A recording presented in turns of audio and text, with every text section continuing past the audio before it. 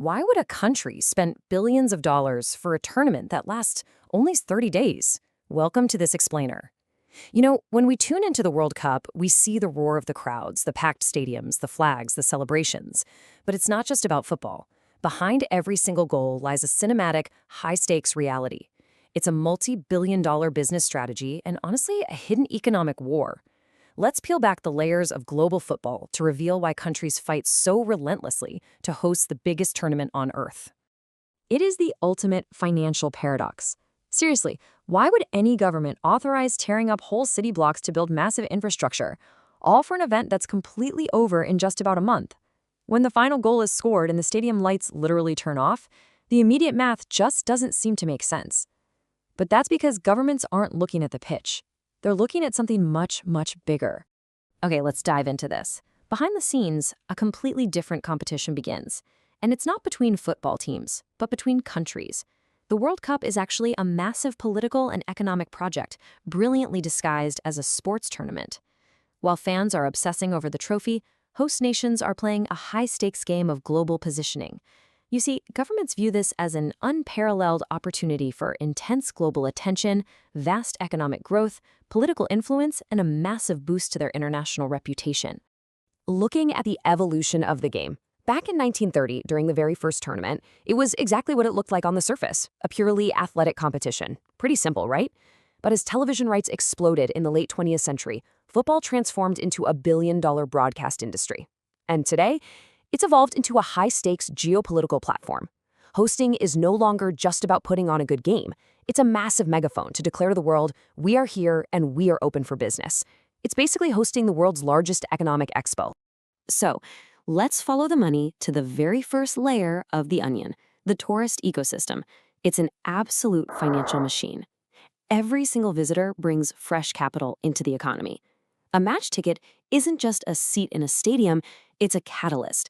Millions of fans instantly flood airports, they fill up hotels and crowd restaurants, which injects a massive pulse of cash directly into local transit, retail, and local attractions. To put that into perspective, just think about the microeconomic cycle of a single visitor. Step 1, they book their lodging and buy a ticket. Step 2, their arrival immediately triggers a hiring surge. Hotels, transit companies, and security firms scramble for workers just to handle the intense demand. And then step 3, as that visitor explores the host city, local restaurants and shops see massive, concentrated revenue spikes. One fan basically creates an entire micro-ecosystem. Now, multiply that by millions, and the sheer scale of the operation really comes into focus. But the real money isn't just in tourist traps, it's in permanent transformation. As an infrastructure catalyst, the World Cup provides something incredibly rare for governments, an uncompromising, strictly enforced deadline. I mean, you literally cannot delay the World Cup.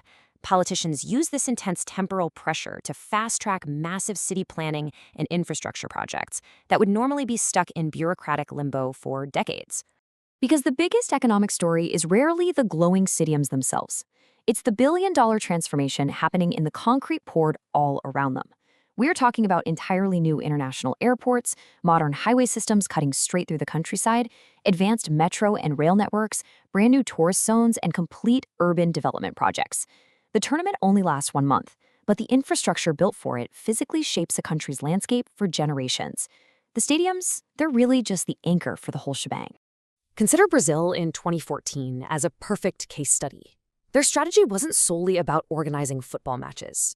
Brazil leveraged the extreme pressure and the global spotlight of the event to completely overhaul transport and tourism infrastructure across multiple major cities. They essentially used it to push forward extensive nationwide development goals that had honestly been collecting dust on drawing boards for years. Now, what's really interesting about this is that physical infrastructure is only half the battle. The intangible benefits are arguably just as powerful. It's called nation branding. Just like giant corporations spend billions to shape how you view their products, countries must manage their global image. For 30 days, a host country becomes the absolute center of the world. It is a daily, month-long free marketing campaign worth literally billions in advertising exposure. And all that exposure leads directly to the investor effect. Global investors, from real estate tycoons to multinational corporations, crave stability and keepability.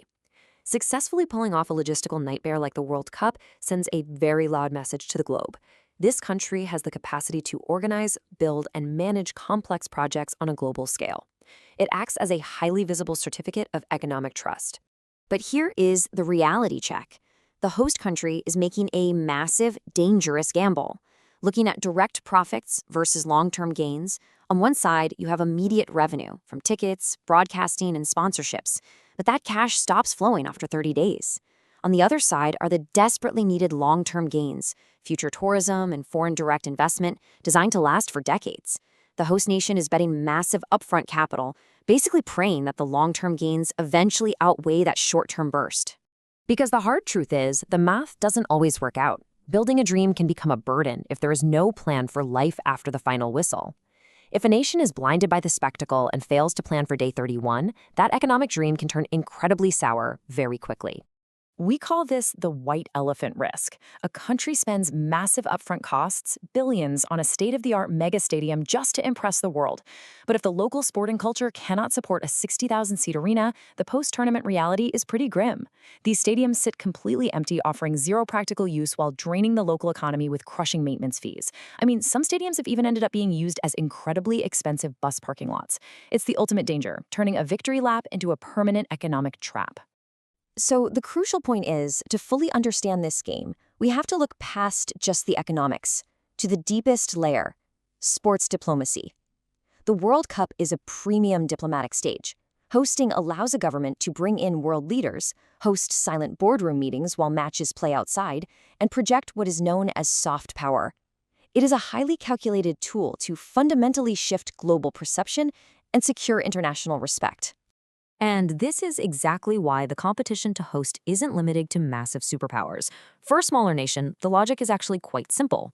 We cannot compete with major powers economically, but we can make the whole world talk about us for a month. The tournament is a historic megaphone. It's a rare opportunity for them to punch far above their weight class and place themselves firmly on the global map in a way traditional diplomacy never could. A prime example of this strategy in action is Qatar in 2022. They didn't host the event just for the sake of football.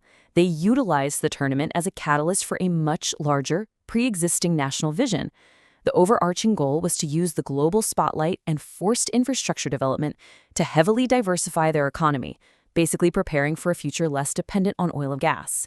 It was a calculated, long-term move to shift their entire economic trajectory. And this brilliantly illustrates the formula for a true economic victory. What does that actually look like? Well, it requires a flawless execution of 3 long-term goals. First, the country must actively utilize those massive stadiums and new transit systems long after the fans go home. Second, they have to capitalize on their newfound exposure to sustain tourism for years following the event. And finally, step 3, they must successfully leverage that elevated global image to lock in long-term foreign investment. Only then are the billions spent entirely justified. Which brings us to the climax of this hidden war.